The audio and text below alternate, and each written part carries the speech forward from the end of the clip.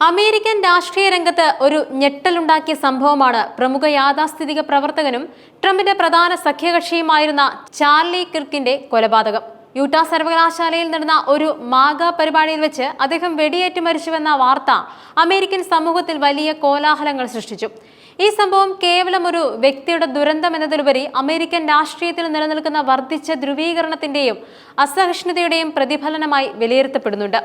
Charlie Kirk അമേരിക്കയിലെ യുവ യാഥാസ്ഥിതിക വൃത്തങ്ങളിൽ ഒരു ശക്തമായ സ്വാധീനമായിരുന്നു.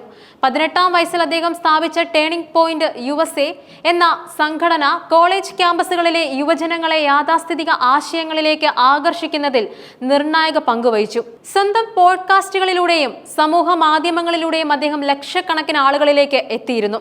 ഡൊണാൾഡ് ട്രംപിന്റെ ഉറച്ച പിന്തുണക്കാരനായ കിർക്ക് ട്രംപിന്റെ രാഷ്ട്രീയ പ്രചാരണങ്ങൾക്ക് യുവജന പിന്തുണ ഉറപ്പാക്കുന്നതിൽ വലിയ പങ്കുവഹിച്ചു. അദ്ദേഹത്തിന്റെ തുറന്നതും ചിലപ്പോൾ ആക്രമണോത്സവവുമായ സംഭാഷണ ശൈലിക്ക് ധാരാളം ആരാധകരുണ്ടായിരുന്നു. എന്നാൽ അതേസമയം കടുത്ത വിമർശനങ്ങളും നേരിട്ടിരുന്നു. ട്രംപിന്റെ അമേരിക്ക ഫസ്റ്റ് അജണ്ടയെ കിർക്ക് ശക്തമായി പിന്തുണച്ചു. രാജ്യത്തുടനീളം യാഥാസ്ഥിതിക ആശയങ്ങൾ പ്രചരിപ്പിക്കാനായി ടേണിംഗ് പോയിന്റ് USA നിരവധി പരിപാടികളും സമ്മേളനങ്ങളും സംഘടിപ്പിച്ചു.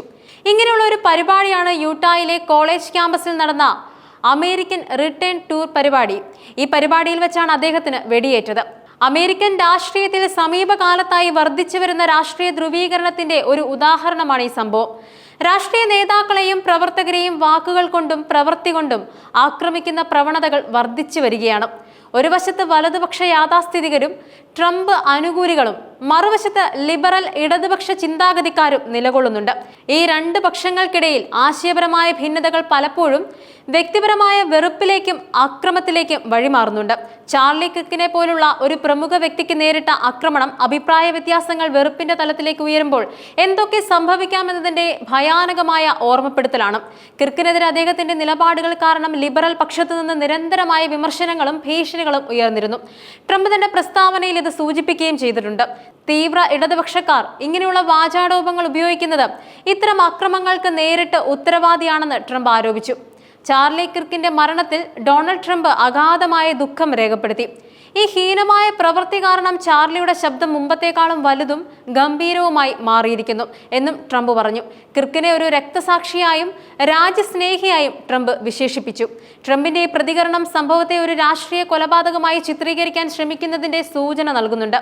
തന്റെ വിശ്വസ്തനായ ഒരു സഖ്യകക്ഷിയെ നഷ്ടപ്പെട്ട ദുഃഖം മാത്രമല്ല, അടുത്തു വരുന്ന തിരഞ്ഞെടുപ്പ് പ്രചാരണത്തിൽ ഈ സംഭവം ഉപയോഗിക്കാനുള്ള ഒരു സാധ്യതയും ഇതിലുണ്ട്. അക്രമ രാഷ്ട്രീയത്തിനെതിരെയും അഭിപ്രായ സ്വാതന്ത്ര്യത്തിനു വേണ്ടിയും സംസാരിക്കുന്നതിലൂടെ അദ്ദേഹം തന്റെ അനുയായികൾക്കിടയിൽ കൂടുതൽ സഹാനുഭൂതി നേടാൻ ശ്രമിക്കുന്നുണ്ട്. ചാർലി കിർക്കിന്റെ കൊലപാതകം അമേരിക്കൻ രാഷ്ട്രീയത്തിൽ ഒരു വഴിത്തിരിവായേക്കാം. എന്നാൽ ഇതിന് ചില പ്രത്യാഘാതങ്ങളും ഉണ്ടാക്കും. രാഷ്ട്രീയപരമായ അഭിപ്രായ വ്യത്യാസങ്ങൾ വാക്കുകൾക്കപ്പുറം ശാരീരിക ആക്രമണങ്ങളിലേക്ക് മാറിയെന്നത് അമേരിക്കൻ ജനാധിപത്യത്തിന് ഒരു ഭീഷണിയാണ്.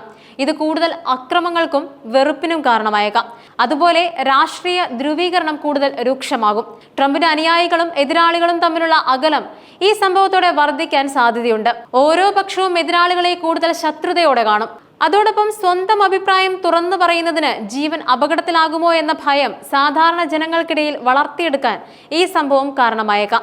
ജനാധിപത്യത്തിന്റെ അടിസ്ഥാന ശിലകളിലൊന്നാണ് ഭയരഹിതമായ സംഭാഷണങ്ങൾ. ഇത്തരം ആക്രമങ്ങളെ നിയന്ത്രിക്കുന്നതിൽ നിയമ സംവിധാനം പരാജയപ്പെട്ടാൽ ജനങ്ങൾക്ക് ഭരണകൂടത്തിലുള്ള വിശ്വാസം നഷ്ടപ്പെടും. അമേരിക്കൻ രാഷ്ട്രീയത്തിൽ ഇത്തരം അക്രമങ്ങൾ പുതിയതല്ല. പ്രസിഡന്റ് ജോൺ എഫ് കെന്നഡിയുടെ കൊലപാതകം, മാർട്ടിൻ ലൂതർ കിങ് ജൂനിയറുടെ വധം എന്നിവയൊക്കെ രാഷ്ട്രീയപരമായ അസഹിഷ്ണുതയുടെ ചരിത്രപരമായ ഉദാഹരണങ്ങളാണ്. എന്നാൽ സമീപകാലത്ത് രാഷ്ട്രീയ പ്രവർത്തകർക്കെതിരെ വർദ്ധിച്ചു വരുന്ന വ്യക്തിപരമായ ആക്രമണങ്ങൾ സമൂഹത്തിൽ നിലനിൽക്കുന്ന ആഴത്തിലുള്ള വെറുപ്പിന്റെ സൂചന നൽകുന്നുണ്ട്. 2024 പ്രസിഡന്റ് തിരഞ്ഞെടുപ്പ് അടുത്തിരിക്കെ ഇത്തരം സംഭവങ്ങൾ രാഷ്ട്രീയ പ്രചരണങ്ങൾക്ക് കൂടുതൽ ചൂടുപിടിപ്പിക്കും. ട്രംപിന്റെ അനുയായികൾ കിർക്കിന്റെ മരണത്തെ ഒരു രക്തസാക്ഷിത്വമായി ആഘോഷിക്കുകയും തിരഞ്ഞെടുപ്പിൽ ഒരു വൈകാരിക വിഷയമായി ഇത് ഉപയോഗിക്കുകയും ചെയ്യും.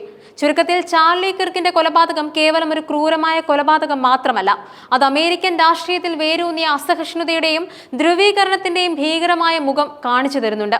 ഈ സംഭവം അമേരിക്കയുടെ ജനാധിപത്യ ഭാവിയെക്കുറിച്ചുള്ള ഗൗരവമായ ചോദ്യങ്ങൾ ഉയർത്തുന്നുണ്ട്.